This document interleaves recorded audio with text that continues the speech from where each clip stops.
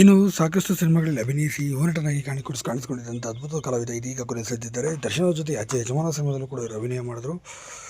ಮತ್ತು ದರ್ಶನ್ ಅವ್ರ ಜೊತೆ ಒಂದು 2-3 ಸಿನಿಮಾಗಳಲ್ಲೂ ಕೂಡ ಅವರು ಕಾಣಿಸ್ಕೊಂಡಿದ್ದು. ತಾರಕ್ ಸಿನಿಮಾದಲ್ಲೂ ಕೂಡ ಅಭಿನಯ ಮಾಡಿದಂಥ ಅದ್ಭುತವಾದ ಕಲಾವಿದ. ನಂತರ ದಿನಗಳಲ್ಲಿ ಇತ್ತೀಚೆಗೆ ಕಾಂತಾರ ಸಿನಿಮಾದಲ್ಲೂ ಕೂಡ ಕಾಣಿಸಿಕೊಂಡಿದ್ದ ನಟ ಇದೀಗ ಹೃದಯಾಘಾತದಿಂದ ಕೊನೆಯುತ್ತಿದ್ದಾರೆ ಎಂಬ ಮಾಹಿತಿ ಬರ್ತಿರುವಂಥದ್ದು. ಅದು ಮುಂಜಾನೆ 3:30 ಸುಮಾರಿನಲ್ಲೇ ಕೊನೆಯುತ್ತಿದ್ದಾರೆ ಎಂಬ ಮಾಹಿತಿ ಬರ್ತಿರುವಂಥದ್ದು. ಆಗ ನಿಜಕ್ಕೂ ಏನಾಗಿದೆ, ಯಾರು ಈ ನಟ ಅಂತ ನೋಡೋಣ ಬನ್ನಿ. ಅದಕ್ಕೆ ಒಂದು ಚಾನಲ್ ಸಬ್ಸ್ಕ್ರೈಬ್ ಮಾಡಿ.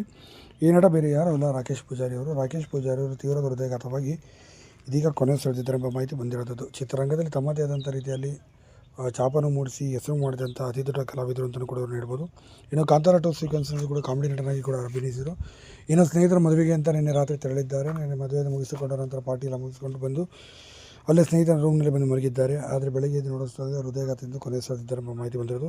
ಯಾಕೆ ಏನು ಮಾತಾಡ್ತಿಲ್ಲ ಅಂತ ತಕ್ಷಣ ಹತ್ತಿರದ ಆಸ್ಪತ್ರೆ ಕರೆದುಕೊಂಡು ಹೋದಾಗಲೇ ಅವರಿಗೆ ಗೊತ್ತಾಗಿದ್ದು ಆಘಾತಕಾರಿಯಾದ ಸುದ್ದಿ. ಹೌದು, ಅವರಿಗೆ ಹೃದಯಾಘಾತಕ್ಕಾಗಿ ಕೊನೆಯುತ್ತಿದ್ದಾರೆ ಎಂಬ ಮಾಹಿತಿ ಒಂದು ಶಾಕಿಂಗ್ ಮಾಹಿತಿಯಲ್ಲಿ ಕೊಟ್ಟಿರುವಂಥದ್ದು. ಏನೇ ಇರಲಿ,